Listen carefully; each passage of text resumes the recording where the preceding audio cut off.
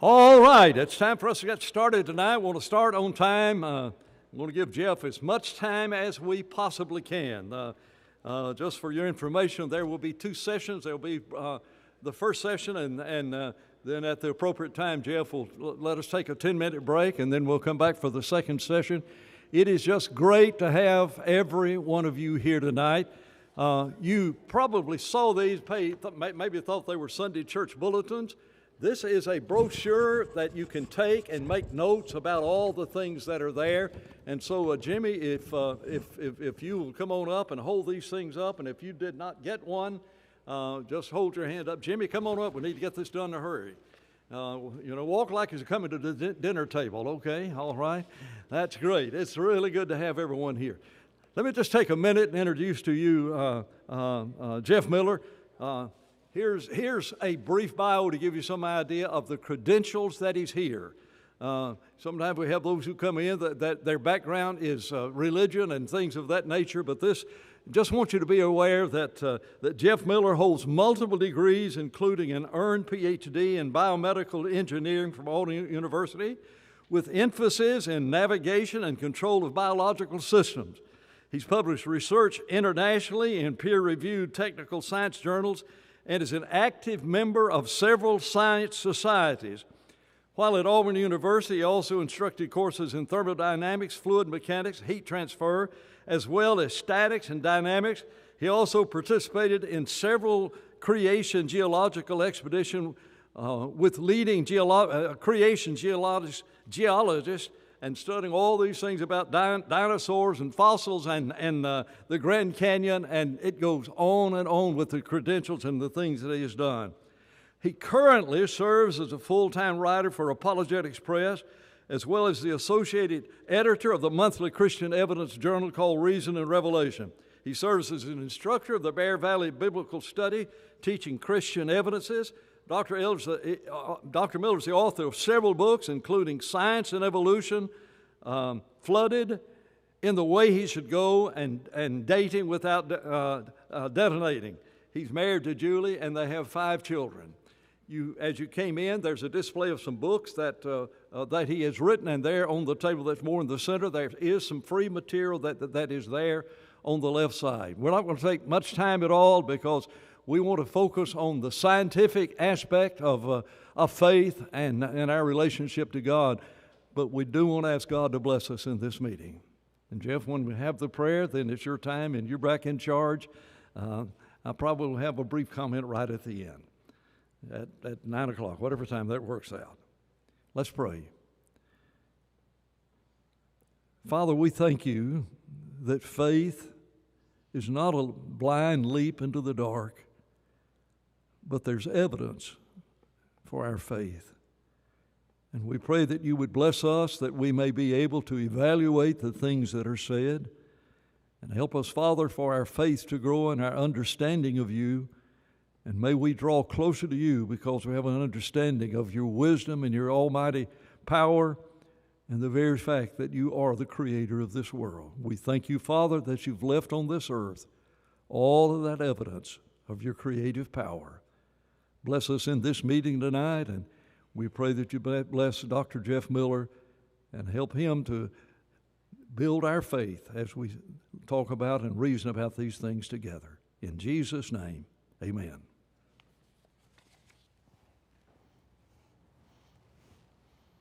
Appreciate you being here tonight. I know there's many other things you could be doing on a Friday night. I think this is my third time here, maybe fourth time, not real sure about that. And they've at least 2 of the times have been very memorable experiences. One of the times, I think it was my 4th child was born while I was here, and I had to go back to one of those classrooms and watch it on Skype.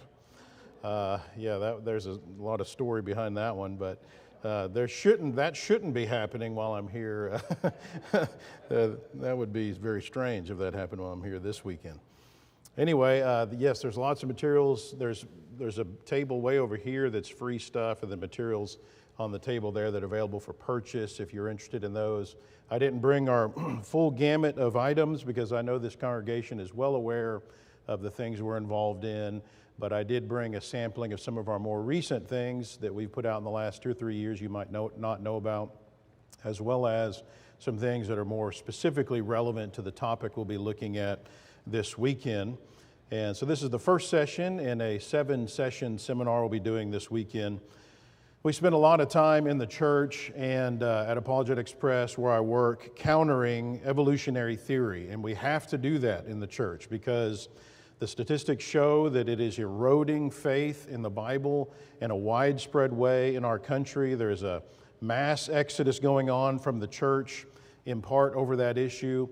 Statistics say that 4 out of 10 of our young people leave the church upon leaving home, and half of those will cite science issues as the reason for their departure from the church. I mean, that's significant. It highlights to us that matters like what we're talking about this weekend are quickly becoming more the premier issues that the church is going to have to be ready to deal with, rather than some of the doctrinal issues we've been dealing with for many decades. We have more and more people that are naturalistic in their thinking in our country, and they don't care anything about things like baptism and instrumental music and those sorts of things, because they don't even believe in the inspiration of the Bible and the fact that God even exists.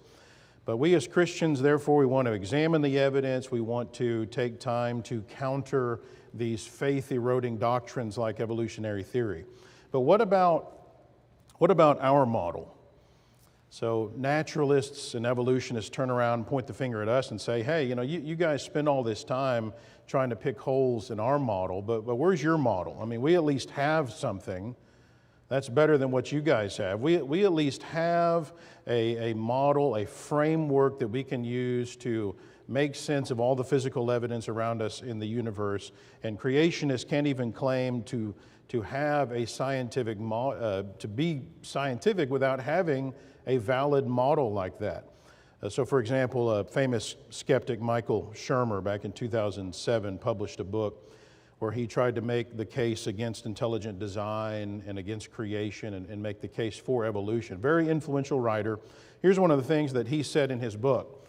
For creationists to disprove evolution, they need to unravel all these independent lines of evidence that he talks about in his book, as well as construct a rival theory that can explain them better than the theory of evolution. They have yet to do so, according to Michael Shermer. He says, intelligent design creationists have no science to speak of.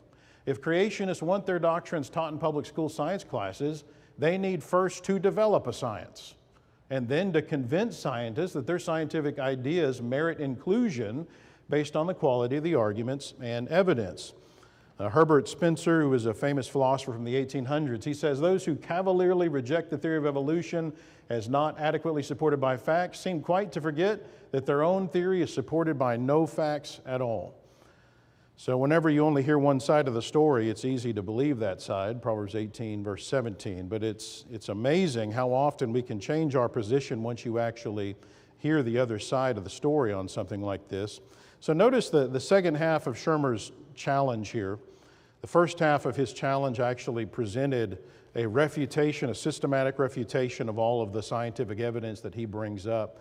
I did that in the Science versus Evolution seminar that I did here, 4 or 5 years ago.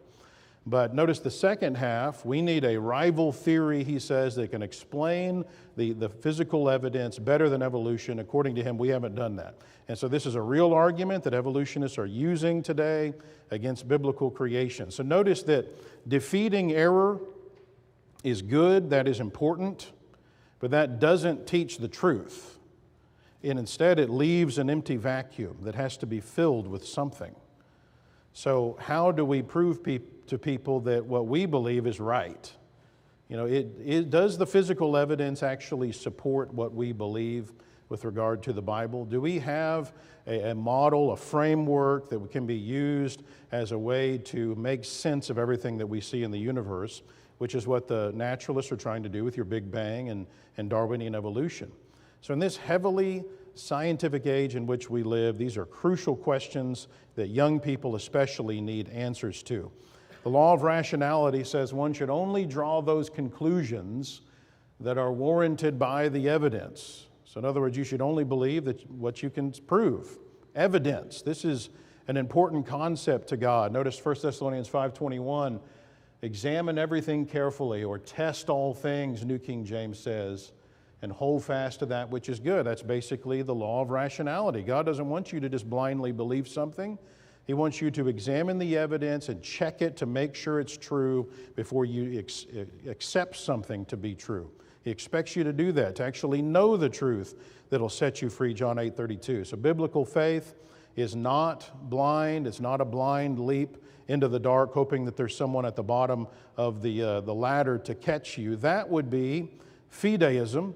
According to the Merriam-Webster Dictionary, it's reliance on faith, and they're using this in a modern denominational way. Blind faith is what they mean, rather than reason in pursuit of religious truth. So notice that modern dictionaries pit faith in contrast to reasoning and evidence, as though they're not don't have anything to do with each other, because that's what the bulk of the religious world around us has come to believe about the nature of faith.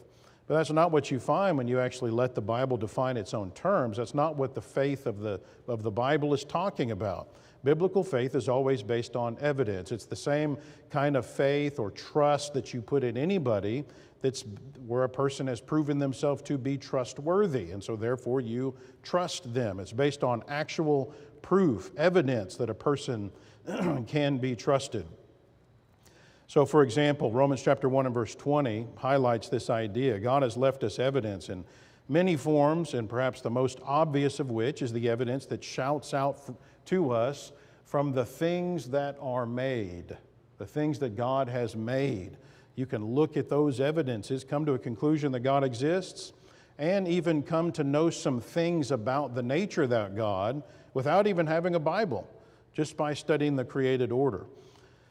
So it's crucial that the biblical creation model rely on actual evidence. God expects us to do that. We have to fill the void that we leave when we counter evolution with an actual model that can be shown to harmonize with the scientific evidence. Fill that void with the true model of our origins. Notice, fill that void before other false models jump in and fill the gap. And there are other models that are trying to fill the gap in America, are there not? It's not like it's just Christianity and naturalism. We live in a pluralistic society now for decades. So refuting error, we've got to do that. We also have to be ready to teach the truth when that error has been defeated. And that is the goal of what we'll be doing this weekend in this seminar. We're going to systematically make the case for biblical creation from the bottom up. So if a person is going to do that, you're going to try to build the biblical creation model in a systematic way based on the actual evidence rather than blind faith. The first thing he's going to have to come to terms with is the question of whether a supernatural being, a God, actually exists. And then you're going to have to know which God that is. You're going to have to know that it is specifically the God of the Bible as opposed to the millions of others that are out there. And then you're going to have to come to know that the Bible is the Word of God. And then you have to look at, from a scientific perspective, if we're building the creation model, trying to make sense of the physical realm, you're now going to have to look at what does the Bible actually say to us? What does it claim to have happened with regard to key things in history that would make sense of what we see in the universe around us? And then he's going to want to show that that's a scientific model. It's a valid model that is able to make predictions and have a lot of explanatory power in explaining the physical evidence.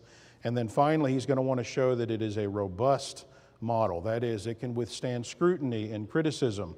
And so this is what we're going to be working through this weekend. So concerning the existence of the Creator, plank number 1 on our tower, and I'm sure we've all heard a lot of material on this subject, so this will be very much a survey of this subject in this first session. So in studying the created order over the millennia, humans have reasoned through using philosophy and articulated many excellent philosophical arguments that all point to the logical conclusion that there has to be a God, there has to be a supernatural being outside of the universe. And these are arguments which, fight though the atheist might, they continue to stand today as testaments to the existence of God. They have not been disproven. They have been around in some cases for millennia. Blair Scott of American Atheists said concerning the classical arguments for the existence of God, he said the theological arguments have not changed much over thousands of years. And he meant that as kind of a jab at theists. He meant it as a scoff, but really he's right about that. The classical arguments have been around a long time, and they haven't needed to change. All they've done is gather more and more support for them, because truth doesn't need to change. If it's the truth, it's the truth. Why would it need to change? In fact, famous British cosmologist and evolutionist Fred Hoyle, this is the guy that coined the term Big Bang. He said, you should be suspicious of a theory if more and more hypotheses are needed to support it. And it's truly ironic that that perfectly describes all evolutionary theories, like the Big Bang and Darwinian evolution, which are constantly having to be overhauled in order to make them stay in line with the latest scientific evidence. The classical arguments for the existence of God have not needed to change. They've stood the test of time. They've never been disproven. They stand as testaments against atheism. So let's do a quick survey of several of these. The first argument I want to look at is the moral argument very quickly.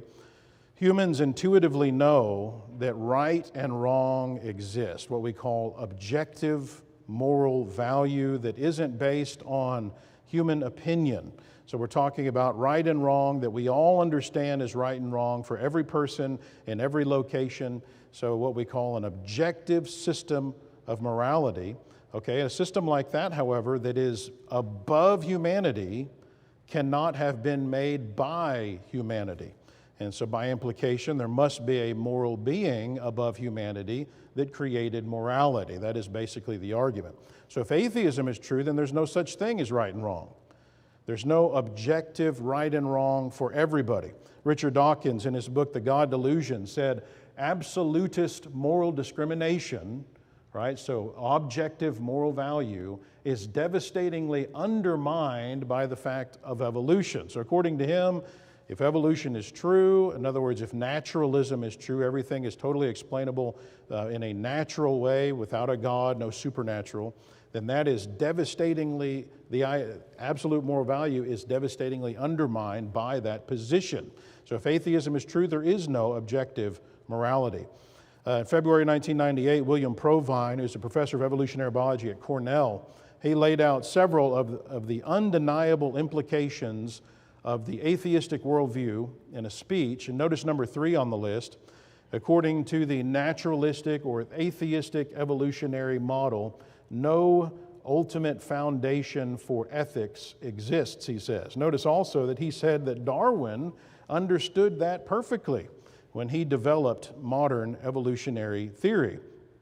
So what's he talking about there? Well, here's what Darwin said in his autobiography. A man who has no assured and ever-present belief in the existence of a personal God or of a future existence with retribution and reward can have for his rule of life, as far as I can see, only to follow those impulses and instincts which are the strongest or which seem to him the best ones. So according to Darwin, if you're going to be an evolutionist in the way he intended his theory to address, pure naturalism, and that implies there is no set moral standard. There is no right and wrong. There's just opinion and impulses.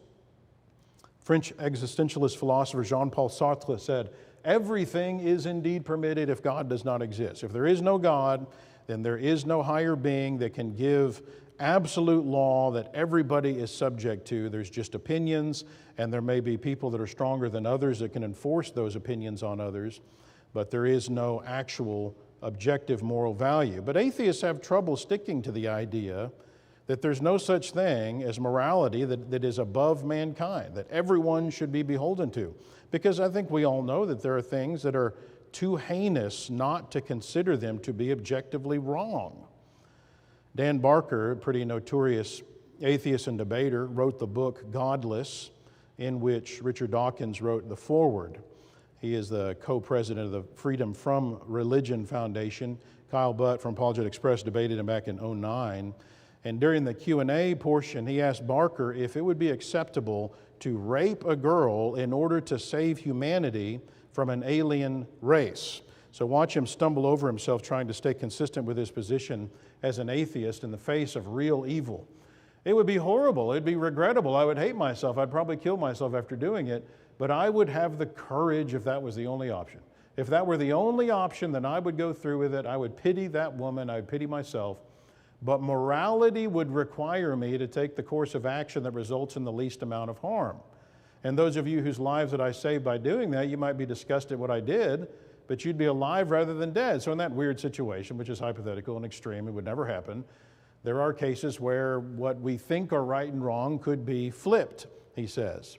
All right, so Kyle proceeded to say, okay, well, what about raping 2? What about raping 2,000? Would it be okay to rape 2 million people? Barker said to save 6 billion? Yes, it would be, because otherwise you've got 6 billion deaths. Are you telling me we should not do what is morally necessary to do to minimize harm? So notice atheists can't help but talk about morals as though they're objective. This is what you should do. This is what everybody should do. So he's got his ideas about what everybody needs to do, and he feels like everybody should know these things that are morally necessary, he says. But that doesn't exist if there is no moral law higher than man.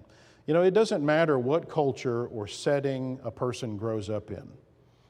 We all understand from a young age, it doesn't matter what our language is, where we live on the earth, even if we haven't been taught about this, we understand that there's right and wrong. We know that it isn't fair or right if another person comes and takes something from me that isn't his, that he hasn't been given or he hasn't worked for or had first. Nobody even has to tell a child that. He already knows it. That's not fair, we say. We know, even if we're 3 years old, that if we steal a cookie and our brother does too, but I get in trouble and he doesn't every kid know that's not fair? Nobody has to tell them that. It's ingrained in us. We all understand that it's not fair if we work our whole lives for something and some lazy guy comes and beats us up and takes what we work for. We know that's not right, and nobody has to tell us that. Mankind understands it. We understand if we do a bunch of work writing a paper, someone comes and plagiarizes that, it's not right. Now, we may accept it and we may say, okay, oh, well, that's just the way of the world, and we may move on. But the point is, we all know it's unfair. It's wrong, and it's not opinion to say that. Injustice is objectively wrong. We understand within us that there's a higher law that governs everything about fairness and justice that is above humans and not subject to our opinions. But there can't be such a higher law code that is above the opinions of humanity without there being a lawmaker that wrote that code. So objective morality illustrates that there must be a God. That is the moral argument. And concerning the fact that we intuitively understand fairness and justice, we seem to be built, that we seem to have a built-in program that governs human behavior. It's interesting to note that in the Bible, the English words that are translated righteous and just can be translated interchangeably from their underlying Greek and Hebrew words. In Hebrew, tzaddik can be translated righteous or just. In Greek, it's dikaios, and again can be righteous or just. And the implication seems to be that what is right and wrong comes down to what is just or fair. So the fact that we've been programmed with a fairness meter means that we have a program that can be used to determine right and wrong in many cases, which means there is right and wrong that humans didn't make up. It's programmed into us. It's not developed by us. So the minute a person admits that there are things that are objectively unfair for everyone, then he's admitting to the existence of objective moral value, the higher set of standards which could only have been instituted by a higher being, and in so doing, he's rejecting atheism, which is mutually exclusive with objective morality. All right, number 2, the intuitional argument. Humans are incurably religious. Our intuition tells us that there is a God, and this seems to be really just common sense to humanity, as though we've been programmed to believe. According to statistics you can find, roughly 90% of the world believes that there's something beyond the physical and the need to worship this being, this thing that's beyond the physical. The rest arguably worship themselves and each other. This is not something that the animals do, but humans seem to have been built with this desire to worship something, and atheism can't explain this inherent instinctive tendency of humanity. Michael Shermer admitted, we perceive nature to be intelligently designed. Since the most common reason people give for why they believe in God is the good design in the world, intelligent design creationists are tapping into the intuitive understanding most people hold about life and the universe. So notice that even evolutionists acknowledge this seems to be intuitive. It's built into us. Notice what Richard Dawkins says. It's almost as if the human brain were specifically designed to find Darwinism hard to believe. He said, why, if it is false, does every culture in the world have religion? True or false, religion is ubiquitous. So where does it come from? So you can just see them pulling their hair out over these issues. Psychologists Paul Bloom and Dina Weisberg of Yale University and the University of Pennsylvania, respectively, they acknowledge there is by now a large body of research suggesting that humans are natural-born creationists.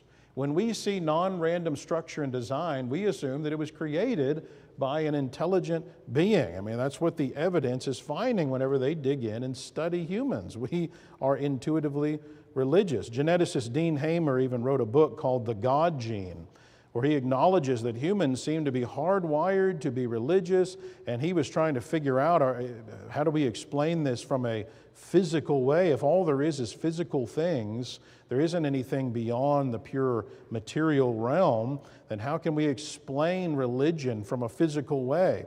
And so he hypothesized that maybe there's actual genes that are involved in making people religious. So this religious inclination of humanity is an acknowledged problem for atheism. Why? Why is it?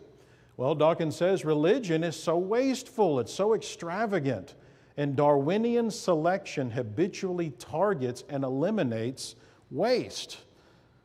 So at the very least, you'd expect it to be hardly anybody being religious, not that the whole world is religious. That this disproves evolution. This falsifies evolution.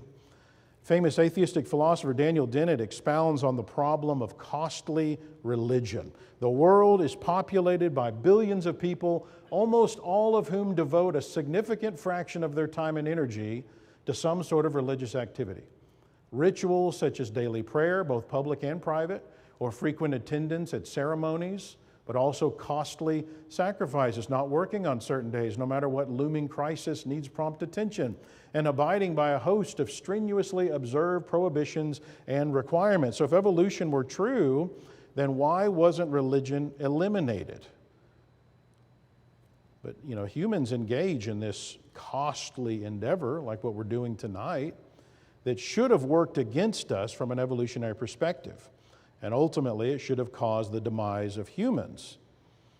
So evolutionists are going to great lengths to try to explain why humans would be religious. For instance, Dawkins has irrationally proposed that maybe religion is kind of like a virus that's infected humanity, and it's been passed down genetically through what he calls memes.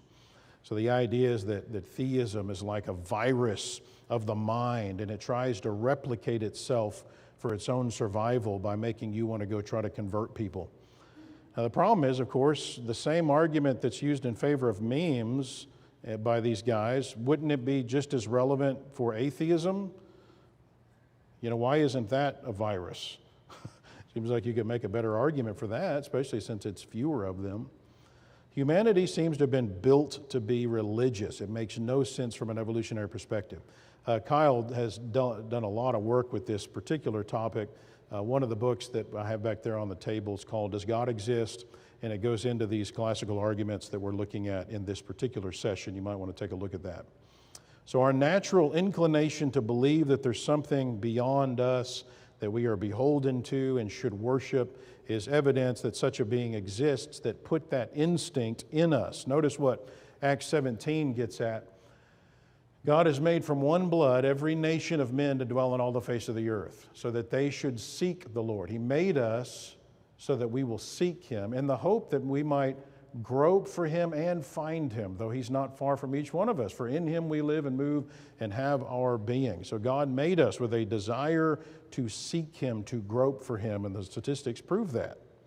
Human intuition indicates that God exists. The aesthetic argument, the fact that beauty exists and that we have been given the capability of appreciating that. See, again, atheism can't adequately explain beauty because that appreciation for beauty, by and large, has no evolutionary advantage.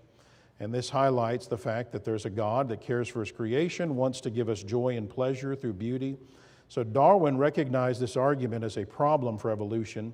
In The Origin of Species, he said, some authors believe that many structures have been created for the sake of beauty, to delight man or the Creator, or for the sake of mere variety. Such doctrines, if true, would be absolutely fatal to my theory. Okay, so why is that? Well, because evolution cannot explain how something would become beautiful for the sole benefit of others.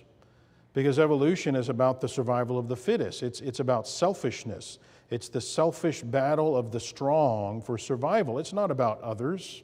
So evolving a trait has to have a selfish benefit, not the benefit of others.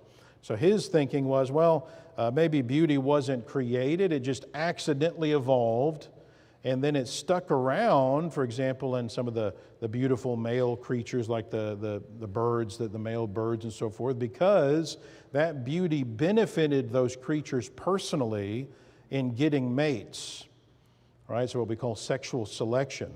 And then therefore the ugly animals didn't tend to get those mates and they died out. Anybody see any problem with that? You ever seen an ugly animal? There's some ugly creatures, some ugly people too, right? Like me. The problem is that Darwin, his natural selection only helps explain the survival of the fittest, not the arrival of the fittest. That's the first major problem. Evolution has no answer for how any kind of creature could have accidentally evolved beauty in the first place. So the accidental creation of something that's beautiful that was then appealing to mates. There's no known evolutionary mechanism for the generation of new genetic information in any natural way. Mutations have been shown to not be able to provide that. But new information would be needed in order to create beauty where there once was no beauty.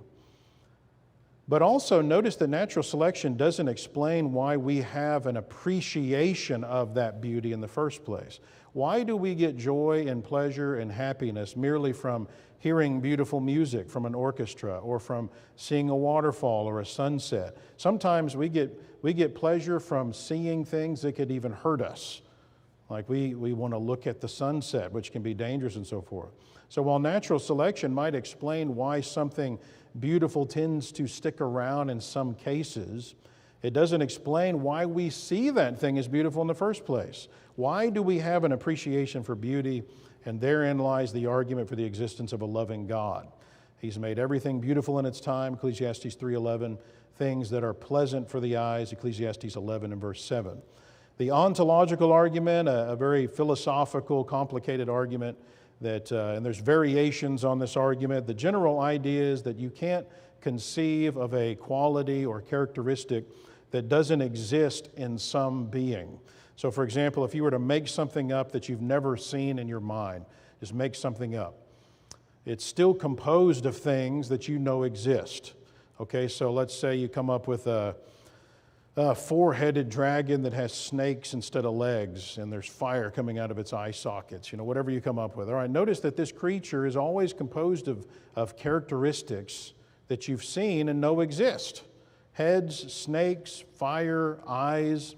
You can't really come up with anything totally new. Something that is not comprised of characteristics that you know exist.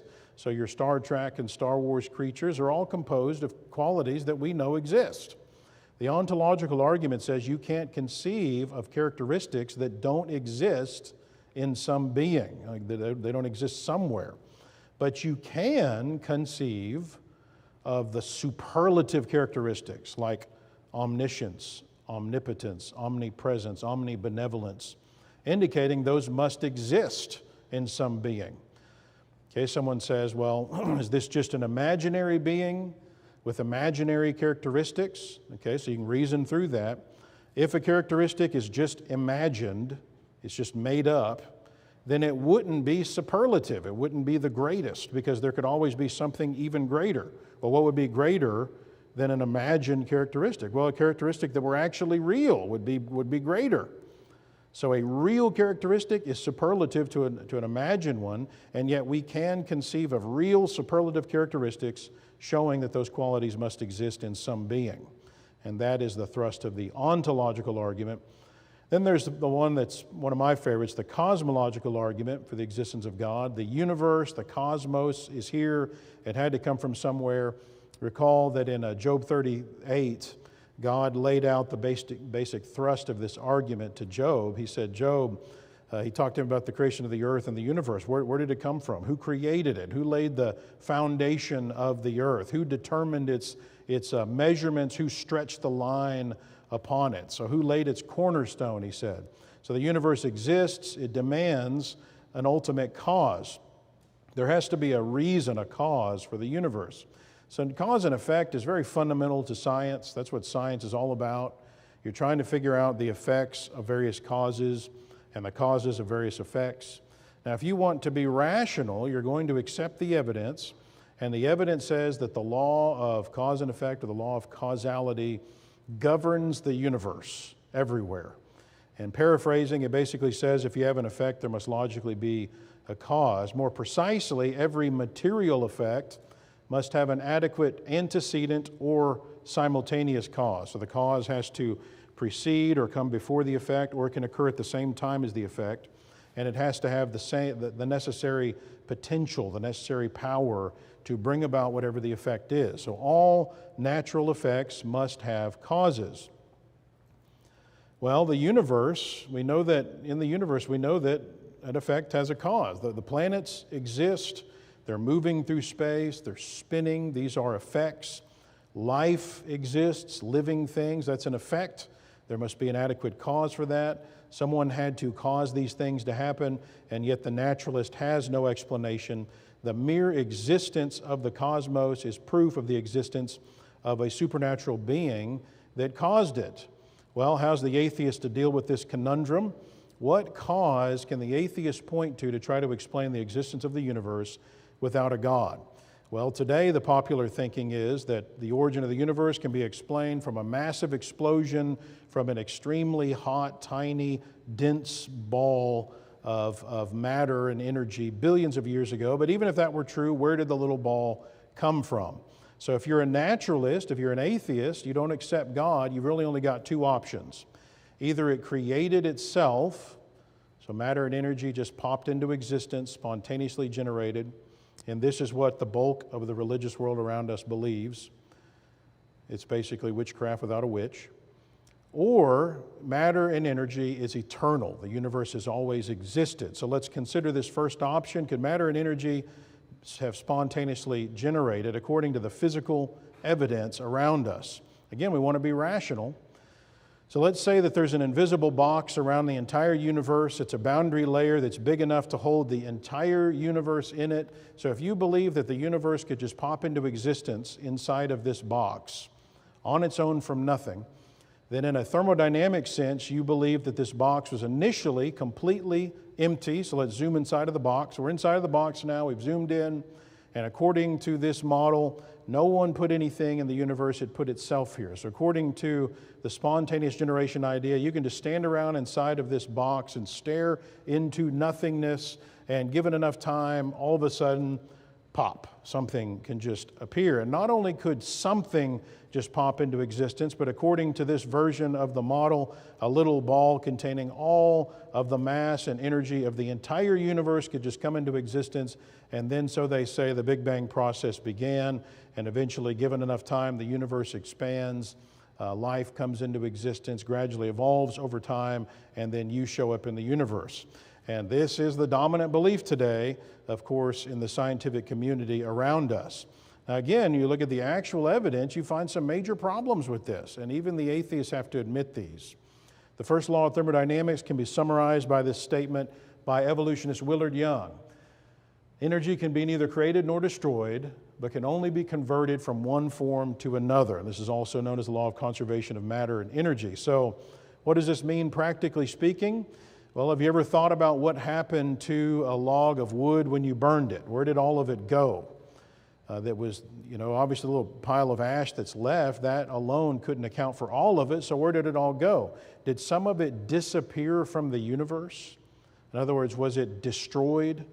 The first law says that in any process we've ever seen in the universe, no matter what process we've ever seen, like wood burning, matter and energy can change into other forms while it's doing its thing, like in this case burning. So you might see an energy change to heat and light and ash. But the sum total amount of energy that was in the universe before you burn that wood equals the amount of energy in the universe after you burn the wood. Energy hasn't disappeared or been destroyed from the universe by burning the wood, and energy hasn't come into existence in the process. So using more technical terminology, the first law of thermodynamics says that in any closed system, like our box that has the entire universe, so there's no energy coming into the system or leaving the system. Everything is in there. So no one is opening the box and putting anything into the box or taking anything out. The amount of energy within the boundaries of that system will remain constant. So as this chart shows, the amount of energy present before any process in the universe, whether it be wood burning or universes coming into existence, the amount of energy present before a process has to be the same as the amount of energy present after the process. If you start with nothing in the box, guess what you're going to have after any kind of process? Nothing. This isn't rocket science. This isn't complicated. If you start with nothing in the universe before the supposed appearance of the cosmic egg, no energy is going to be able to create itself to give birth to the cosmic egg. Nothing pops into existence based on all of the evidence in the universe that has ever been studied by physicists. It's not going to happen. You're not going to have the universe pop into existence according to the first law of thermodynamics. It has no exceptions, and so by implication, it would be unscientific and it would be irrational to believe that matter and energy can come into being in such a way that the first law of thermodynamics was violated. If you want to believe that happened, that's fine, but don't say that you're doing it based on the evidence. You have a blind faith that that can happen because there's no evidence that says that can happen. So by definition, you have to have a blind faith. I argue there's no such thing as a pure naturalist. Everybody has to believe in something unnatural at some point. The question is which unnatural realm actually exists based on the evidence.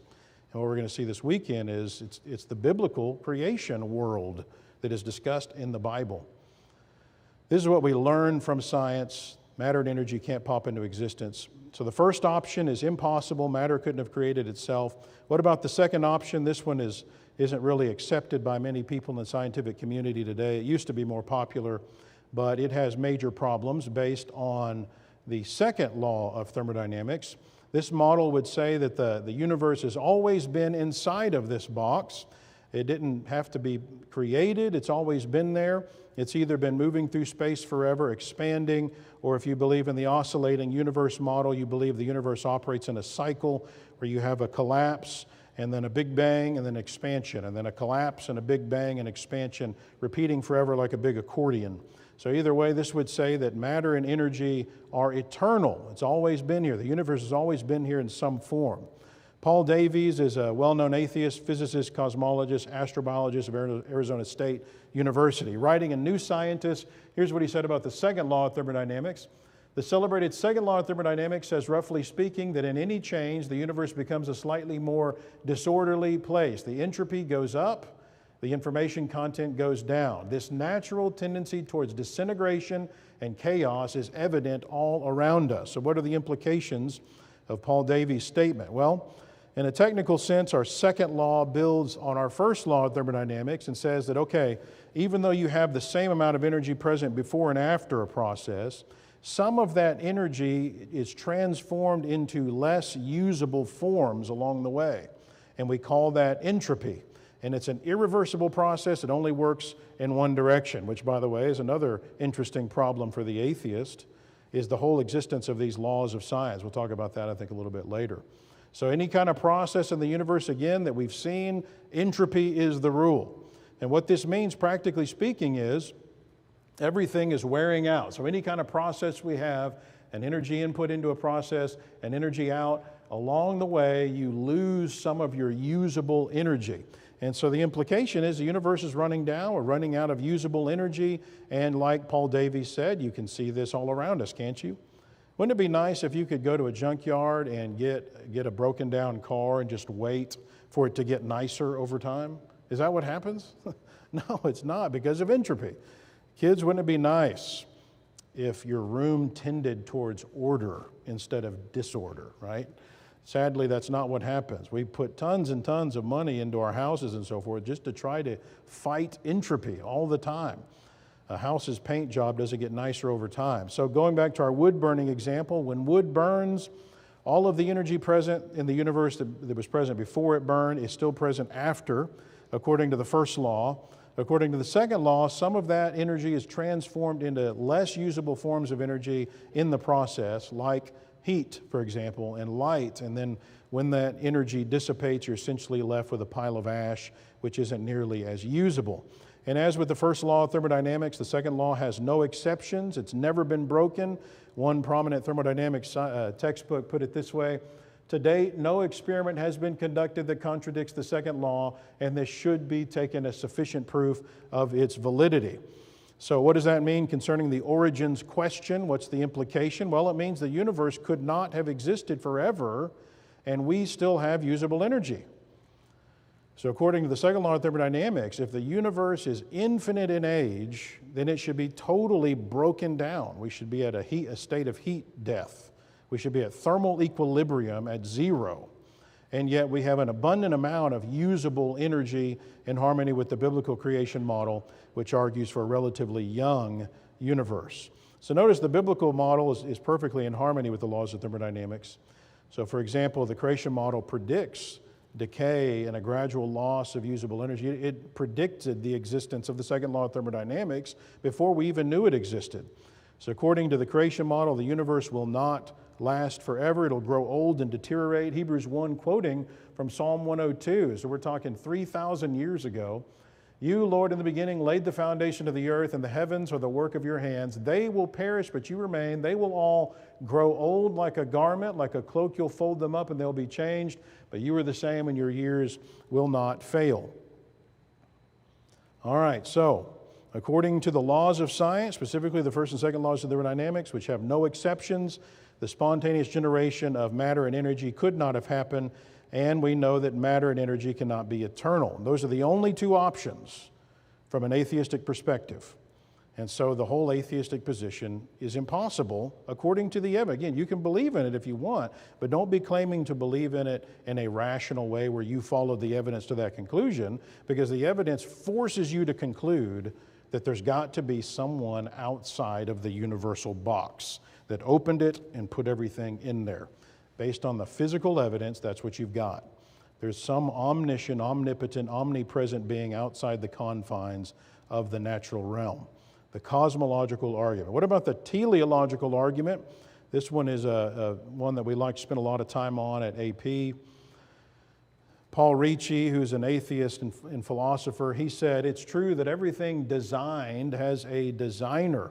And this idea summarizes your teleological argument. If there is design in the universe, and there is by implication a designer of the universe. Now, atheists like Ricci admit that basic truth generally.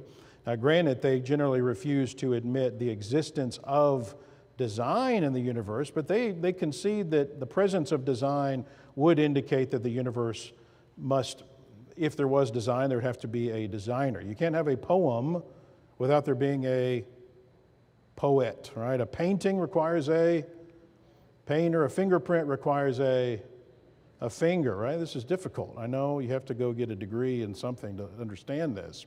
So does the universe, in fact, contain the characteristic of design? There's an infinite number of examples that clearly show intent, purpose, planning, ultimate things that require a mind behind them.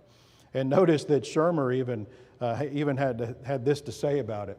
The design inference comes naturally. The reason people think the designer created the world is because it looks designed. We perceive nature to be intelligent design based on experience of human artifacts. In other words, based on our evidence. We know some human artifacts are intelligently designed because we've observed them being made, and we have vast experience with human artifice. He's making a great case for us. In other words, we believe the universe is designed because we know how to follow the evidence. We know what design looks like because we see it all over the place. Even in things we do. Recall this statement from Shermer. Since the most common reason people give for why they believe in God is the good design of the world, intelligent design creationists are tapping into the intuitive understanding most people hold about life and the universe. Notice it's intuitive, the fact that there is design in the universe. So examples of thermal design are of special interest to me based on things I've studied in the past. And one amazing thermal system that God created is the human biothermal system. This is the system that oversees how our bodies respond to temperature fluctuations. So temperature changes in our environment and in our bodies. And your body does this through its use of this extremely complex thermoregulatory system that helps to regulate your body's temperature. So let's just very briefly give you a couple examples so you'll get an idea of what we mean by this teleological argument. The entire temperature system in your body, as you might expect, is controlled by your brain, and the processing center in the brain that controls the biothermal system is the hypothalamus. And this is basically the thermostat for your body's air conditioning system, so it controls the thermoregulatory system. And it uses temperature sensors that are like thermometers or thermocouples in engineering.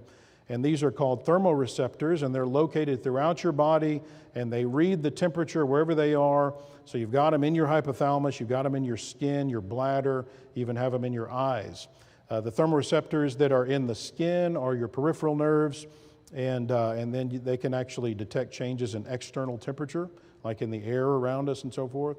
And then you've got thermoreceptors in your brain, in your hypothalamus, that are detecting your blood's temperature. And so from all this temperature information all over the body, the hypothalamus is able to adjust its thermoregulatory system using what are called effector nerves. These are kind of like power lines that are used to communicate between your brain and various parts of your body to initiate different kinds of response. A very sophisticated system that clearly shows a mind behind it.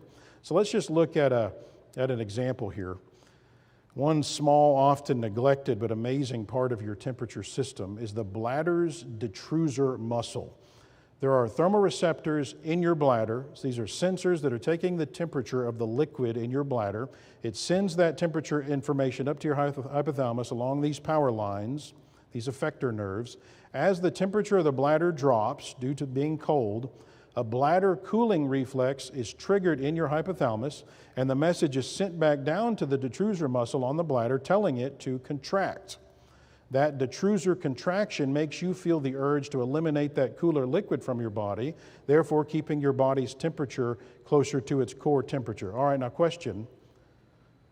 Would you have to have a blind faith to think that just happened on its own? I mean, how could that happen by accident? How could even someone have the knowledge to come up with a system like that? The muscle, the sensors, the nerves that connect from the bladder all the way to the hypothalamus.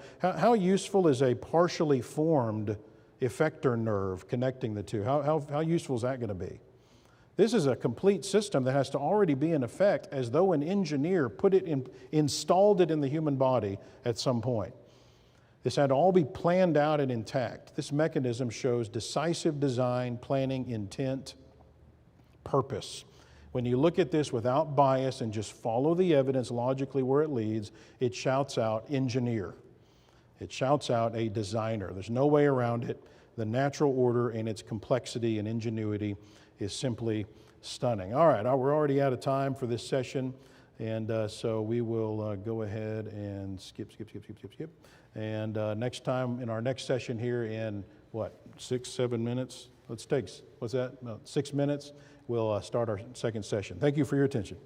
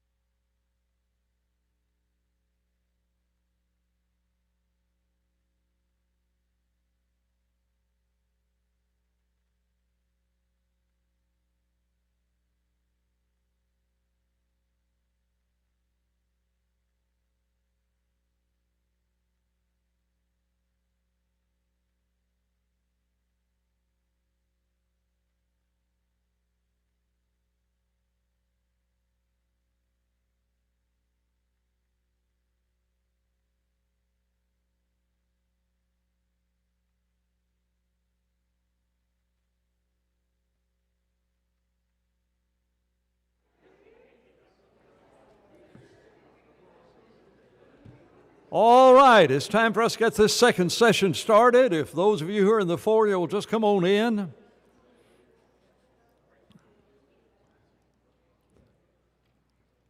I know that your life has been blessed by this last hour we spent together, and we don't want to take any more of his time. Thought just occurred to us, though, that we have those who are here and whose addresses we do not have. Obviously, have the address of the members of this congregation, but we do things like this throughout the year, and so we'd like to ask everyone just reach and take one of those welcome cards you find in front of you. We'll put you on a mailing list so that when we have some special event, we'll be able to send it to you. We're not going to come knock on your doors and try to, ram anything down your throat like a Jehovah's Witness would. We're not on that page, but we want to try to convey truth and make it freely available. The Lord says, freely receive, freely give, and that's what it's all about. So if everyone would, at least one member of each family, reach and take one of those cards and fill that out, and then just leave it laying there on the pew. Jeff, we're ready for the second session.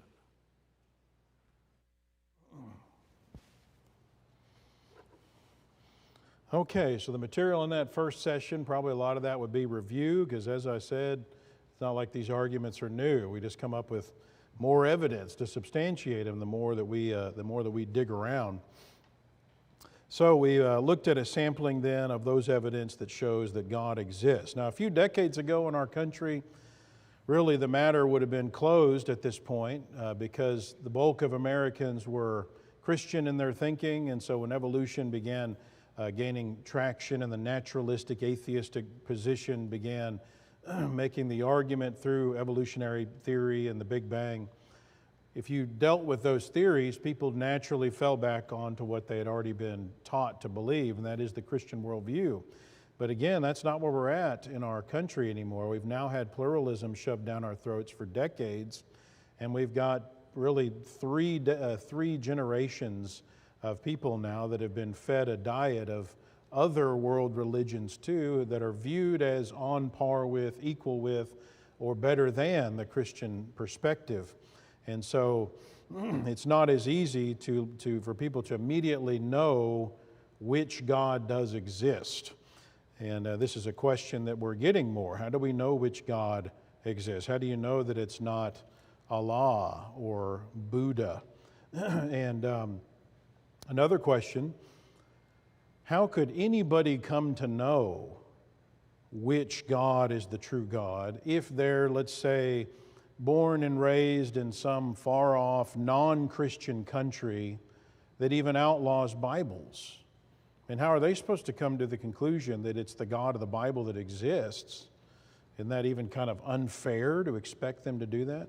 Well, first of all, from the Christian perspective, we would disagree with even such a scenario because we know that God's providence will allow anyone that is hungering and thirsting for righteousness to be filled. Anyone that is knocking, the door is going to be open to them, Matthew 7:7-8. But that said, just for the sake of argument, we can envision scenarios where there are people that were born in non-Christian homes that are actual truth seekers. They would want to come to the knowledge of the truth, and they just don't have a ready access to a Bible or to Christian thinking. So how could such people come to know that it is specifically not just any God, but the God of the Bible that is the true God? Because again, notice these classical arguments we looked at, they don't really tell you that the God of the Bible exists. They tell you that a God exists. And some of them, like the beauty argument, the aesthetic argument, would tell you something about the Creator, whoever it is. And so that's what we're going to think about here for a moment now. So the first line of response on this subject, how you can know which God exists, comes without even having to have a Bible. Just by having the ability to reason like humans can do. So for example, without even opening a Bible, there are some things that you can learn about the Creator by studying the creation. Remember that Romans 1:20 says, you can look at the things that are made and come to some conclusions about the Creator. That can give you some information. Can you learn something about a clothes designer from the clothes he or she designs? You know, let's say the clothes are immodest or gaudy, very attention-grabbing. Can that say something about a designer? Does it say if you look at a car, can you learn something about the engineer that designed that car? Like let's say it's a car that is built for speed or power, or one of these smaller cars that are more environmental type cars. Can you learn something about an engineer by looking at a car? Can you learn about a parent from studying their children? Right? What values the parent has or does not have in some cases. Now, obviously, you can't learn everything about a person that way, but you can learn some things. So it would stand to reason that you could learn some things about the Creator from studying the things that are made, and then compare those things you learn with the qualities of the supposed gods of the earth and start eliminating false gods. Now, granted, that's not always easy, trying to sift through the evidence and trying to figure out what actually characterizes the Creator. Because, like from a Christian perspective, we would say that, hey, humans and Satan have been at work messing things up from the way that God originally designed the universe. And yet, Romans 1:20 was still written thousands of years after all that began. And Romans 1:20 still indicated that even after 4,000 years from creation, humans could learn about the Creator from studying the things that are made. In fact, according to Paul, not knowing certain things about the Creator, not knowing certain things about God after examining the created order is inexcusable, he said. It's inexcusable. It's without excuse. So we look at the created order and we can learn about the Creator. All right, so someone comes along and claims, I think that the Bible has it backwards. The Satan, as the Bible describes him, is the true creator. It's not actually Jehovah. Okay, well, we can assess that. Any person who has lived in the world for long enough and knows the way what Satan, the Satan of the Bible, his attributes are, they'd be immediately skeptical of the claim that Satan is the creator. Why? Because we see too many things in creation that wouldn't fit with a being like Satan being the creator. Thousands upon thousands of blessings and joy and happiness and freedoms, to think that a wholly selfish, unloving, uncaring being would create such a place, for example. That just wouldn't fit. So you'd be able to eliminate Satan as the creator. Notice you could do that. So you can look at the created order and begin eliminating many concepts about who the Creator is.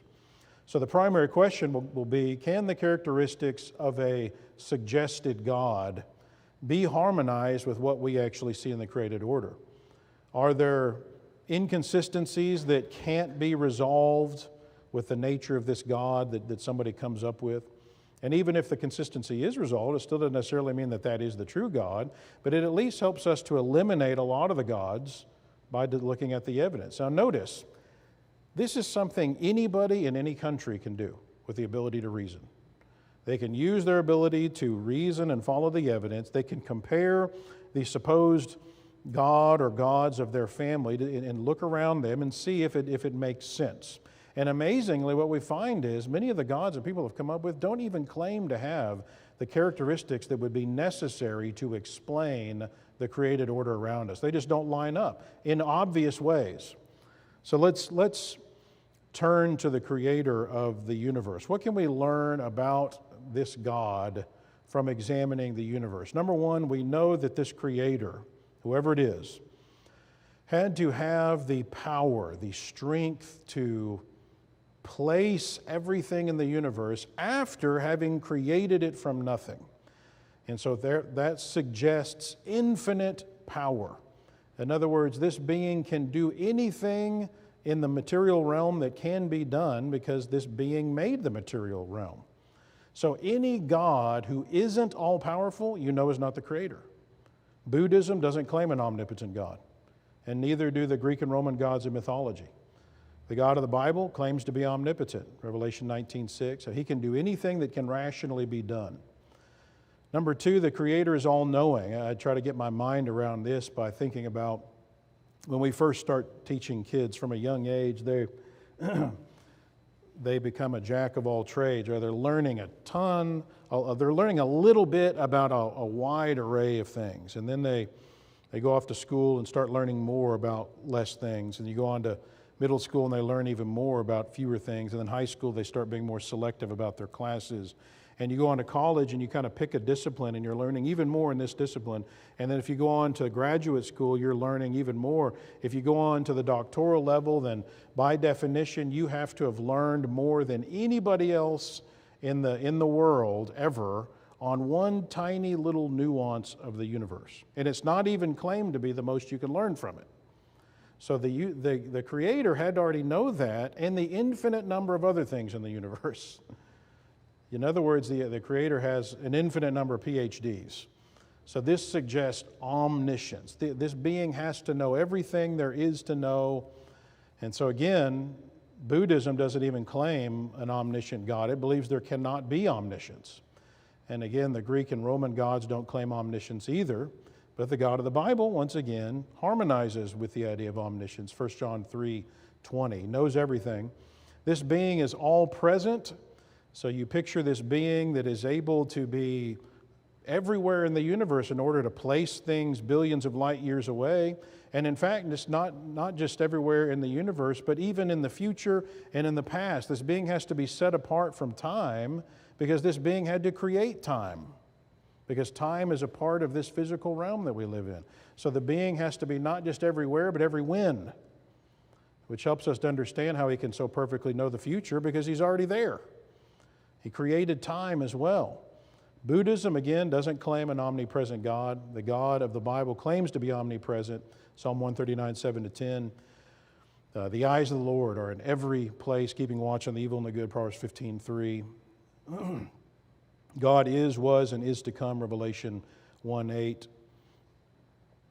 Notice the term that's used throughout the Bible. So describing him as, not just being everywhere, but every when. 1 Timothy 1:16 and 17, eternal, immortal. The words I am are used throughout the Bible to describe Jehovah. Not I was or I will be, but I am, implying ever present, everywhere, every when. God is, was, and is to come. Another attribute of the Creator, this Creator is fair, just, unbiased, unprejudiced. And so you got to think through this one. So by looking at the creation, one of the things that we see is that everybody has the inherent ability to receive blessings, to receive suffering. They have the potential to, they have the ability to strive for and achieve desires regardless of their gender, regardless of their race, their beauty, power, strength, money, status. Now, the Creator could have made the universe in such a way that only certain people would receive suffering and only certain people would get all the blessings. But the Creator saw fit to make the creation in such a way that anyone has the potential for blessings or curses. Now, humans can step in and tamper with the created order, and we might do things that cause injustices and suffering for other people and other groups. And the Creator allows that because of another one of the characteristics that the Creator has. But humans might do things that will cause advantages or disadvantages for some people. But notice, that's not inherent in the creation.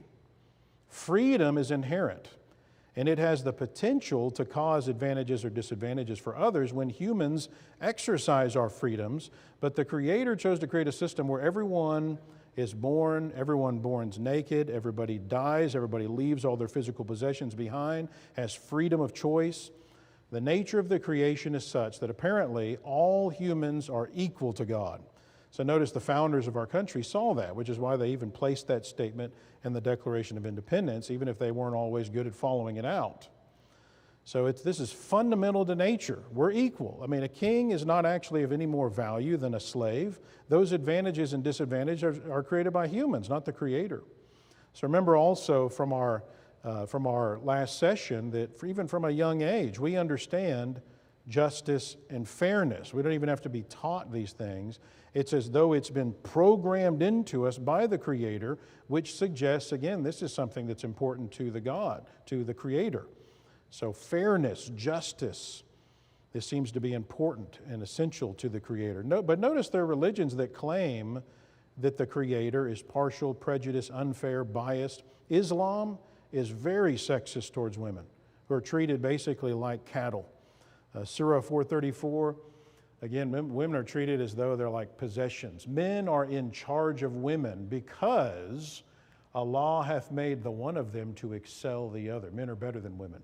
And because they spend of their property for the support of women. So good women are the obedient, guarding in secret that which Allah hath guarded. As for those from whom ye fear rebellion, admonish them and banish them to beds apart. Don't let them sleep with you. And scourge them. Guys, you want to try that on your wife tonight? See how that goes?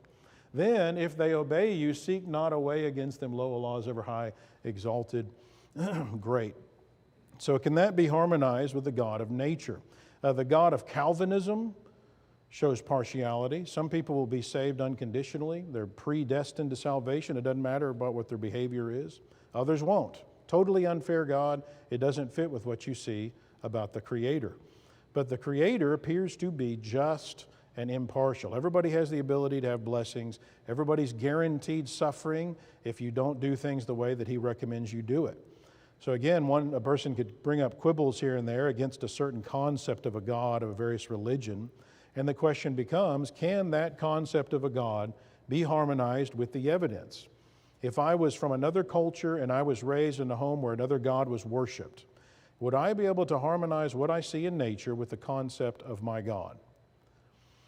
Well, is justice and fairness a characteristic of the God of the Bible?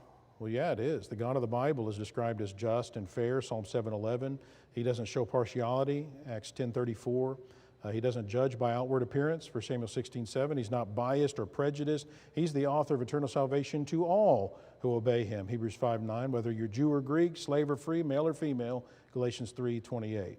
Any accusation that has ever been levied against His justice has not been able to be sustained once you examine it critically and understand what's going on. So we can reason through and conclude other things about the Creator as well, His unselfishness, His mercy, and other things. So these kinds of characteristics can be seen in creation without even opening a Bible or any book. And again, they may be difficult to see clearly in some cases. And of course, again, you can't necessarily learn everything there is to learn about the Creator or what He expects through the creation. In the same way, you can't learn everything about a poet from a poem, but you can certainly gather some evidence. But that evidence that we can glean can then be compared to the characteristics of the gods of various religions, and you quickly start to see they don't always line up with religious claims. There's inconsistencies, and we would reasonably presume that only the true Creator is going to line up perfectly. So think about the implications of that. We already saw in the last session, there's already built into us by the Creator this inclination to be religious and to search for God. We already have the inclination to be theist and to look for the right God. But you also have the reasoning ability to then start weeding out the gods that don't fit without even having a Bible. People who are born and raised in countries where other religions are bound on them and where they're indoctrinated in those religions, those people still have the ability to reason through and gather evidence that doesn't line up and will then cast doubt on their God. The question is, how many people throughout history have ever really wanted to do that? That's the problem. Most people are not really looking for the truth. They've got other things they want to be involved in, not that. But again, without opening a Bible, anybody can do that. They'll have a starting place for their search for the one true God, which must ultimately end in Scripture. And according to the Bible, God will give those truth seekers opportunities. Matthew 5:6, Matthew 7:7 through 8. So here's a more direct approach to this, in answer to this question. A few years ago, I was in Russellville, Arkansas, and I was doing my evolution seminar out there, and there was a couple biology professors in the audience. And they came up to chew on me a little bit after one of the sessions. And one of them was an atheistic professor out there that taught at Arkansas Tech University.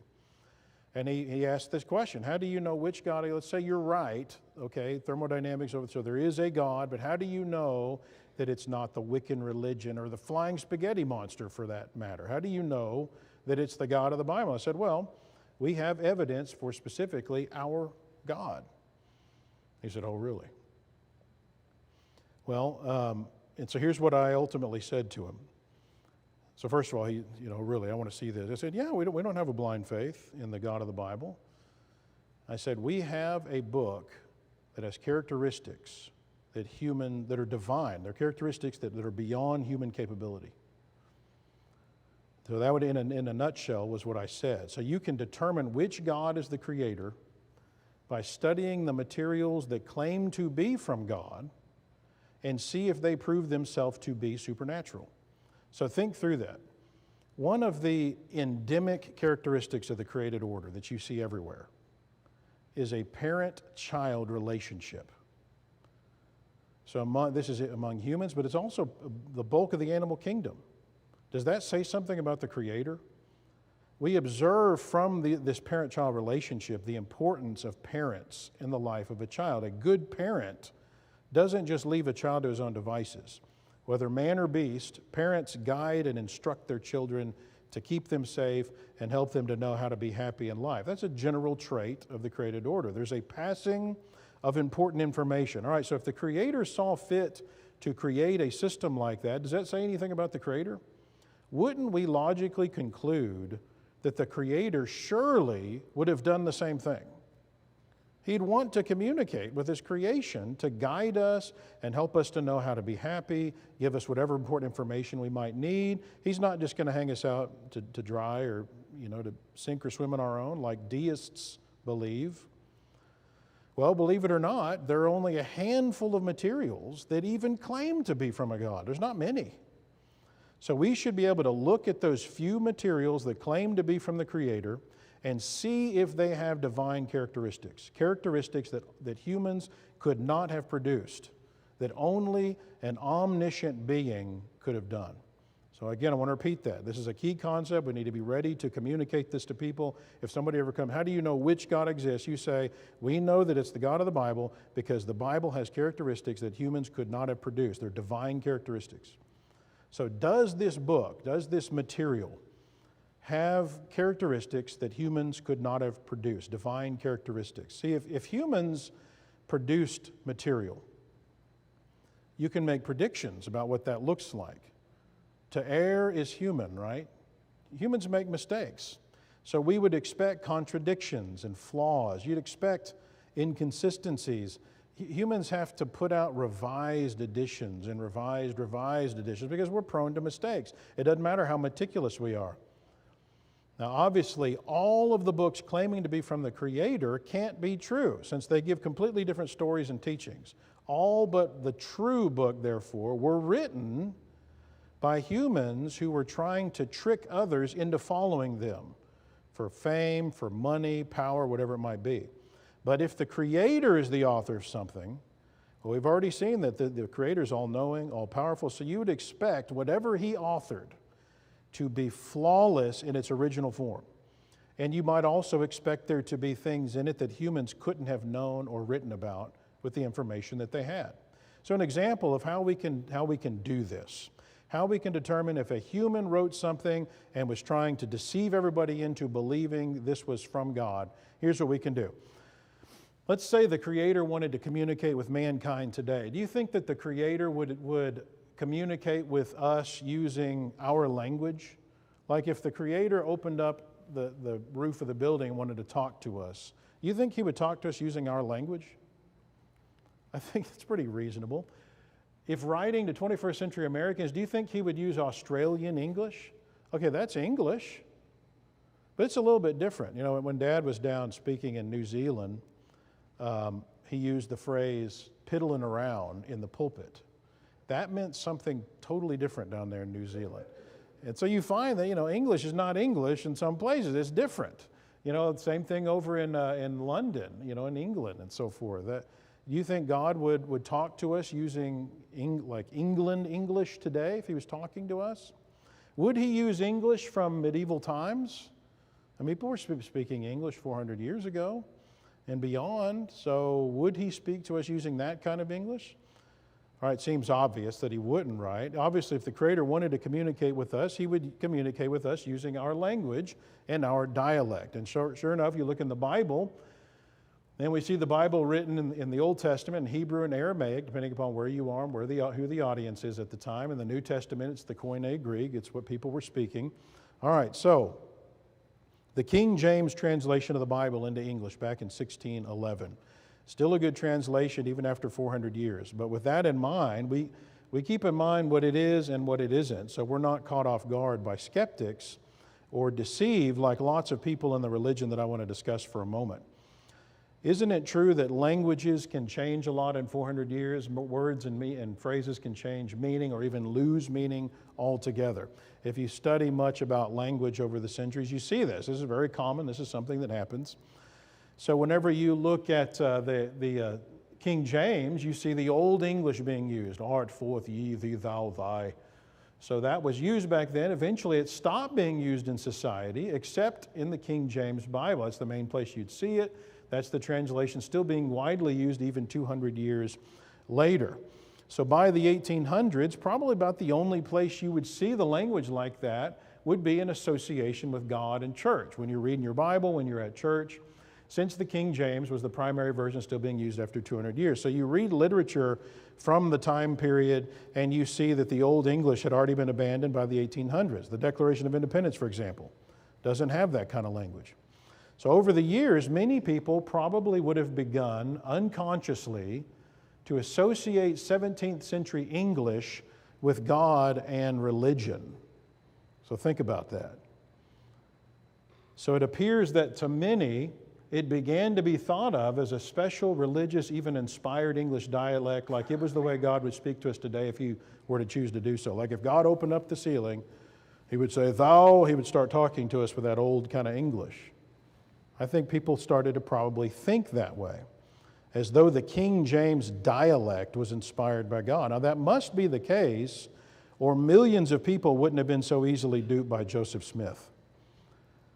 In actuality, of course, God did not use Old English terminology when He transmitted the Bible to us through the Bible writers in the first century and before. Instead, He used their languages, Hebrew, Aramaic, and Greek, and obviously English, Old Englishisms didn't exist at that time. Right? So, thee, thou, and thy, for example, were just the singular forms of you and your in English at that time, and modern English has combined them into just you, whether it's you singular or you plural. So, for example, you look in 2 Samuel 12:7, Nathan confronting David for his sin with Bathsheba and Uriah. Nathan speaking to David, a single person. New King James says, you are the man, right? What does the King James say? Thou art the man, right? Thou art the man, right? It's an example of the Old English being used in the 1600s. Now here's why this is important. The Book of Mormon, translated in 1830, over 200 years after the King James, by Joseph Smith, allegedly with God's guidance.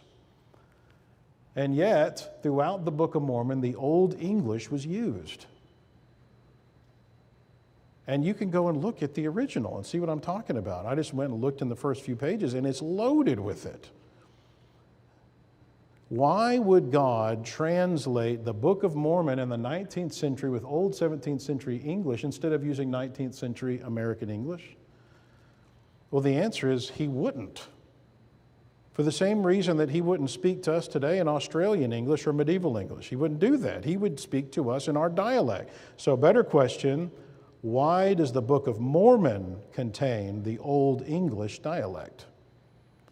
Well, you can envision why that would be. Apparently, Joseph Smith wanted to give his translation credibility, and it worked like a charm. Religious people would be more likely to believe in his book if he made it sound like the holy, inspired dialect of the King James, so he used it. It sounded like God's Word, and so, hey, it must be God's Word. It's more believable. In fact, the Book of Mormon contains over 17,000 words pulled straight from the respected but uninspired 1611 King James. Entire sections of the King James are simply copied into the Book of Mormon, including sections that we now know should actually be translated a little bit differently. Like, for example, here's some of the interesting things, like cherub, the singular form, the plural is cherubim, and yet it has cherubims in the Book of Mormon. That didn't make any sense. It shows that whoever it was that wrote it down didn't understand language. So it's loaded. The Book of Mormon is loaded with those kind of things. We have a book, What Does the Bible Say About the Mormon Church, that my dad wrote, that delves into lots of examples like this. It proves itself to be of human origin. His ruse worked and continues to work with the millions of gullible people that have professed to be Mormon. I don't mean to be unkind about that, But I am suggesting that, once again, most people aren't really looking for the truth. They're not following the evidence where it leads, or they should have seen this if they're thinking about it. If you're really digging for the truth, you're going to come through, you're going to realize these kind of things, and God's going to make sure providentially that you're going to be able to find the truth too. The Book of Mormon proves itself to be of human origin. And this is just, again, one example of its many flaws. And the same thing can be done with the other materials that claim to be of divine origin. They can be studied and to detect whether they appear to be from humans that are duping the masses or, in fact, from a divine being. So, for example, the Quran is riddled with similar issues, again, probably due to Muhammad's desire to lend credibility to the Quran. The Quran copies liberally from the Jewish Talmud. Okay, the Talmud is a collection of Jewish fables, myths, and stories that were circulating in Muhammad's area at the time that he was living. It's not even claimed to be inspired by the Jews, but he probably wouldn't have known that when he heard the Talmud stories from the Jews around the campfires and so forth. And so he borrowed the tales from the Talmud, added them into the Quran, but he left out some important details that helps you to make sense of what it's even talking about. You have to go to the Jewish Talmud to even see what it's talking about. It's clear he ripped it off from the Talmud that isn't even claimed to be inspired. So again, the Quran proves itself to be of human origin. But the Bible stands out as having characteristics that humans just could not reasonably have written.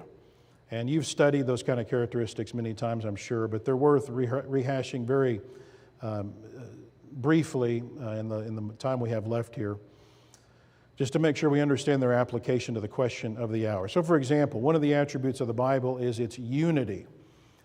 Would you expect, thinking about humans writing the Bible, 40 different men from diverse backgrounds, including a king, scribe, farmer, fisherman, tax collector, shepherd, Gentile physician, tree doctor, prophets, tent makers, soldiers, cupbearers, and so forth, spread out over some 1,600 years, writing in 3 different languages, to be able to agree on the things that are discussed in the Bible without contradicting or disagreeing with each other? That's something we would expect? How about you try to get 40 men in one room and agree about where to go to eat lunch? I mean, you couldn't get them to agree on even just probably one topic, much less the many things that are in the Bible. That's not so. Humans, we're notorious for not agreeing with each other. So, yet these guys are discussing the afterlife. You think you can get 40 people, even members of the church, to totally agree on this? The meaning of life, right and wrong, politics, economics, medicine, psychology, philosophy, history, grammar, science, logic, the future. And yet these guys are all in perfect harmony. There's never been one contradiction that's been levied against the Bible that's been able to be sustained when you actually examine it fairly. And keep in mind, we wouldn't expect perfect harmony if 40 men with the same background, living at the same time, wrote the Bible. There would be, at the very least, discrepancies, if not outright contradictions. And yet the Bible has perfect unity, perfect harmony. There are no internal contradictions. People, that is superhuman. That's supernatural. It is not reasonable to say that that could happen if humans were writing this. How about the brevity and omissions of the Bible? Would you expect humans to write about all of those things? Okay, like, for example, all these things we just looked at here. Write about these things, the meaning of life, all things that pertain to life and godliness, in a brief enough way that all of it can be printed into one relatively small book that can be carried around in a purse? Is that something humans do? No, we are notoriously verbose and wordy. I mean, just go into a library, and you go into one section of the library and look at how many thick books there are on one topic. You want to just go study the meaning of life? You got a lot of stuff to pick from. And yet all of these things are discussed, and not only do they not disagree with each other, but they're dealt with very succinctly. It gives you what you need in a way that is, it's as though that there's a being behind the humans holding them back from doing what they would do on their own. Would you expect humans to leave out the bulk of Jesus' childhood? Okay, that one, don't you want to know about Jesus? What was he like as a kid? Don't you want to know? Did Jesus ever go fishing? Did he ever get a spanking? I kind of want to know about that. What were his buddies like? You know, did he ever make a mistake when he was doing his carpentry or something, hit his thumb? You see, that's what humans would want to write. And so the apocryphal books deal with that kind of stuff. But not the inspired books. They don't. They leave out the things that humans would tend to write on. That's not human, the way the Bible's written. Would you expect humans to squeeze the momentous events of the first 30 years of the church into one small book, the book of Acts? Give the meaning of life in a mere 12-chapter book of Ecclesiastes, or this one gets me, explain the origin of the universe in one chapter? You know, I just want to know a little bit more about that. What do you mean you spoke it into existence from nothing? I want to know a little bit more about that. And what about this talking snake? And what did that tree of life look like? I mean, this is like some kind of anti-entropy tree or something. I want to know a little bit more about that. You know, don't you want to know some things? Again, the kind of question, you know, I want to know more about Enoch. Don't you want to know about Enoch? Again, the apocryphal guys will give you that kind of stuff, but not the Bible. It gives you exactly what you need to know, and it doesn't shoot you off down these rabbit holes that aren't relevant to what God needs you to know to get into eternity, how you need to live your life to be able to do that. What about the objectivity of the Bible? Would you expect humans to write disparaging comments about themselves or their buddies? Right? These are the guys, okay, so if these are humans just making up this religion and they're trying to get everybody to follow them, so they're trying to trick everybody. Okay, so are you going to throw yourself and all your buddies under the bus and do it completely dispassionately, without any emotion and impartially, as though this isn't a big deal whenever you talk about the stupid things that Peter did? Right? And yet, here's Peter supposed to be a major leader in the church. You wouldn't put that if you're a human trying to get everybody to like follow you, you know, in this new religion. You're not going to throw the leaders under the bus, and yet we find that they all forsook him when it really counted, right? That's not human, what we see there. What about the scientific foreknowledge of the Bible? I'd like to camp out on this one some. Would you expect humans to state several laws of science accurately before science had even progressed to the point of even understanding them? Look, for example, in the area of medicine. You've probably heard this particular argument. I still consider it one of the most fascinating arguments for the inspiration of the Bible. You see this information about circumcision in Genesis 17, so prior to the law of Moses, and then also under the law of Moses, this idea of circumcising male children on the 8th day. Was that because the number 8 was important to the Jews? You know, if you think about the Jewish mind, you know, numbers were very significant and are even today to the Oriental mind. They hold a lot of meaning. And circumcision was a big deal to the Jew. I mean, this symbolized a lot to the Jew, that kind of separation, cutting off the uncleanness. And so if you were going to select a particular day, just because of maybe a symbolic meaning, what day do you think you might pick? Maybe 7, maybe 3. Why in the world would you pick day 8? What would be significant about that? It's a stretch to try to come up with some kind of symbolic meaning for this number. And I've done some digging on that. Well, interestingly, in the last 100 years, we found some things out that make sense as to why that day was chosen. Henri Dam was this Danish scientist that got a Nobel Prize in discovering this vitamin K factor, that whenever you eat foods that have vitamin K, it helps to prevent hemorrhaging. In other words, it helps with blood clotting. And so he got a Nobel Prize for this. So blood clotting depends on the production of prothrombin by the liver. So vitamin K stimulates the liver to produce prothrombin, which then is going to make it where you can blood clot. You won't bleed out if you get cut. So if vitamin K is deficient, there'll be a prothrombin deficiency, and therefore hemorrhaging may occur. All right. Now, one of the pioneers of pediatric medicine, Dr. Holt, he highlights in his monumental book on pediatrics, there's a peculiar susceptibility to bleeding between the 2nd and 5th days of life. Do you think that's an important thing, kind of important information you might want to know if you're going to select a day on which to start sawing on a little child? That's kind of some important information. Don't pick days 2 through 5. There's even more of a likelihood of there being bleeding there. Vitamin K production and absorption in the newborn male increases, though, on the 5th through the 8th day of life, we've discovered. So here's a chart that shows what happens on the first 8 days. So days 2 through 5, you have an increased susceptibility to bleeding, and you can see why. It's only on the 8th day that vitamin K causes the percent of prothrombin to climb above 100%, and then it'll start leveling back off at 100% for the rest of the child's life. The only day in the entire life of that newborn that the blood clotting element prothrombin peaks above 100% is day 8. Okay, so that's literally the best day to perform circumcision. All right, now how in the world did Moses know to stipulate the 8? You think it was trial and error? You think he just butchered babies until he kind of figured out day 8's the best one? Of course not. That's not what happened. He didn't even claim to know anything about the day. All he did was say what God told him to say. The 8th day is the day I want you to do this. So now we come thousands of years later and find out, oh, well, that makes sense why he said that.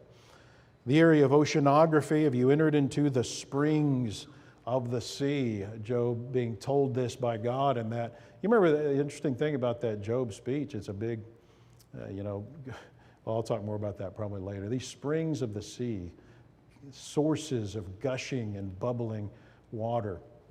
Well, we now know that there are cold freshwater springs that have been found all over the world on the floor of the ocean. Of course, Job had not entered those springs. Those recesses of the deep, that one's even more fascinating to me.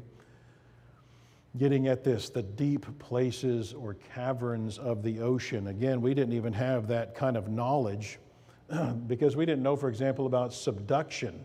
The process of subduction and ultimately what causes that. That's not my phone, that's somebody else's ringing there. So in 1873, we actually were able to find a trench on the floor of the Pacific Ocean over 5 miles deep. The Mariana Trench, located off the island of Guam, 1,580 miles long, 43 miles wide. And then we actually developed the engineering technology to be able to get down to the deepest point of the Mariana Trench in 1960. A lot of pressure down there. And now at least 22 trenches have been identified in various oceans throughout the planet. So how in the world did the writer of Job, how could he have known that the ocean possesses those recesses? Well, again, he couldn't have known that. And of course, that's what the text indicates. God is the one speaking in Job 38. And the Lord answered Job out of the whirlwind and said, have you entered into the springs of the sea or walked in the recesses of the deep? You know, God's making an important point there. One of the things he's telling us is that he's the one that wrote the Bible. He's got information that people could not have known at the time that this was being written. Another attribute that proves the Bible's beyond human capability, the Bible's predictive prophecy. And there's a lot of examples of predictive prophecy that we could look at. Let's look at just one of these really fascinating examples.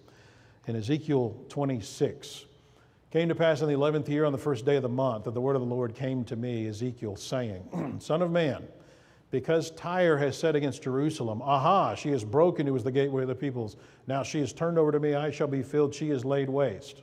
So because of that, behold, I am against you, O Tyre, and will cause many nations to come up against you, as the sea causes its waves to come up, and they shall destroy the walls of Tyre and break down her towers, for I have spoken, says the Lord God. It shall become plunder for the nations. Also her daughter villages, which are in the field, shall be slain by the sword. Then they shall know that I am the Lord. For thus says the Lord God, which, by the way, there's one of the reasons for predictive prophecy. You can know which God is the true God. For thus says the Lord God, behold, I will bring against Tyre from the north Nebuchadnezzar, king of Babylon, king of kings, with horses, with chariots, with horsemen, and an army with many people. He will slay with the sword your daughter villages in the fields. He will heap up a siege mount against you, build a wall against you, and raise a defense against you. They'll break down your walls and destroy your pleasant houses. They'll lay your stones, your timber, your soil in the midst of the water. I'll put an end to the sound of your songs. The sound of your harp shall be heard no more. I'll make you like the top of a rock. You shall be a place for spreading nets, and you shall never be rebuilt. For I, the Lord, have spoken, says the Lord God. So notice several very specific prophecies that are given against Tyre here that would have seemed very far-fetched at the time. What we've discovered about what Tyre was like, what an amazing place this was. It was impenetrable. It would have been unreasonable to think that this place could have been taken militarily.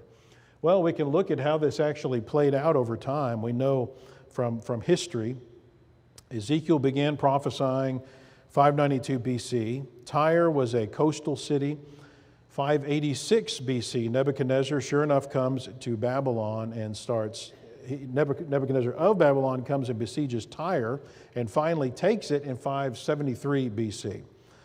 But many of the people from the inland city had escaped to the small island that is off the coast of the city.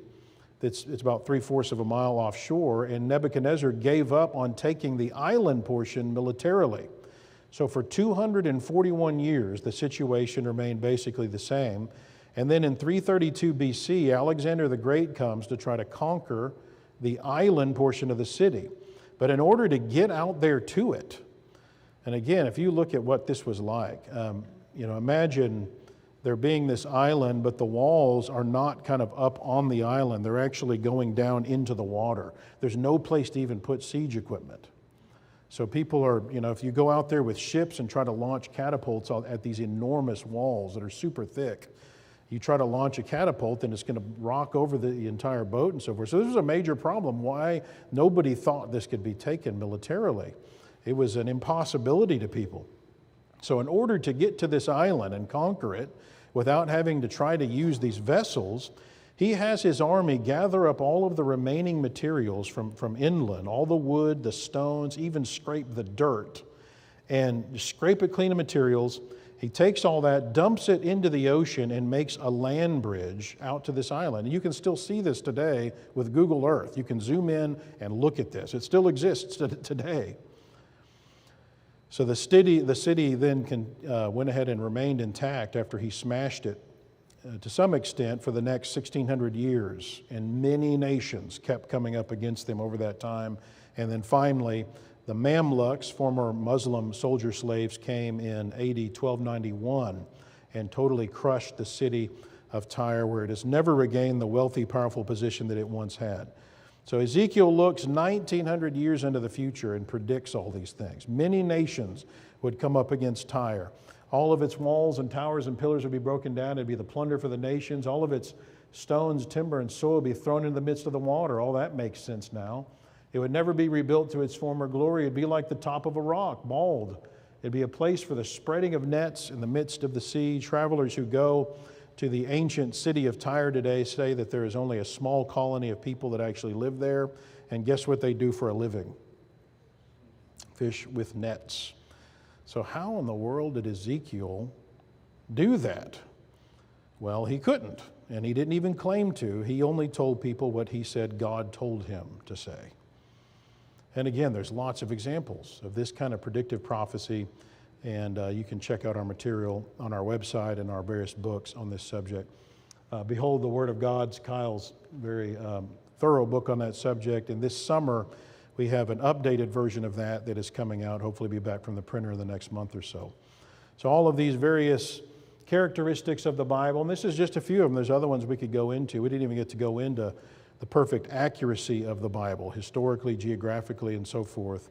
But these show that the Bible is beyond the capability of humans to have written.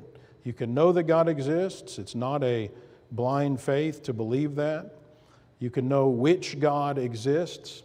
So you will seek me and find me when you search for me with all your heart. Doesn't matter who you are. Doesn't matter where you are. The people that are really searching are guaranteed to be able to find the truth. And you can specifically know that it is the Lord. He is the one that is God. And then after you know that, it's a matter of figuring out what, if anything, He expects of us. So as we close this session out, going back to that story I was telling you about the professors in Arkansas that I was talking to, and so I said to this guy, yeah, we've got this book that has characteristics that humans could not have produced. And he sat there. A little drool coming. He probably sat there 6 seconds. And he goes, really? I said, yeah, we don't have a blind faith. I mean, you might have heard about the blind faith. We don't have a blind faith. We're following the evidence where it leads. He sat there again. He goes, I'd like to see that. And now I'm sitting there going, a little drool coming down. Because how rare it is for somebody to actually want to go to the Bible, when you're dealing with an atheist. So I said, well, okay, we've got this book, Behold the Word of God. That's what the point of the book is to go through that stuff, which, by the way, it's available for free on our PDF section on our website. And he said, well, I don't want to buy it. I don't want to support your organization, but I'd be curious to see what you're talking about. One of the elders jumped up real quick and bought him the book. And I don't know what he did with it. It's not my responsibility to know what he did with it. Our job is to get the word out there to people. And it's between them and God, ultimately, what happens. On Judgment Day, he'll be without excuse. He had the information he needs to come to the truth. If he's a genuine truth seeker, he'll be able to find it. All right, so we have we're building that tower this weekend. We've actually dealt with the first 3 planks now. You can know that a God exists, you can know that it is the God of the Bible, and you can know that the Bible is actually from God. So the next question that we'll start looking at is, what does the Bible actually claim that'll make sense of the world around us from a scientific perspective? That'll help us to start interpreting that. So that's when it really is going to get a lot of fun. We're going to get to look at all the amazing things that we are aware of in creation science today that helps to validate what you see in the Bible. Stuff that you don't hear about. It's not like this stuff's taught in schools, and yet it's powerful. The creation model, not only is there a good creation model, contrary to what Michael Shermer says, but it has way better explanatory power than the naturalistic model. It is able to explain the evidence in the world around us in a powerful way. So I hope you're back with us tomorrow at what time? 2 o'clock for 3 sessions, I think, tomorrow? All right.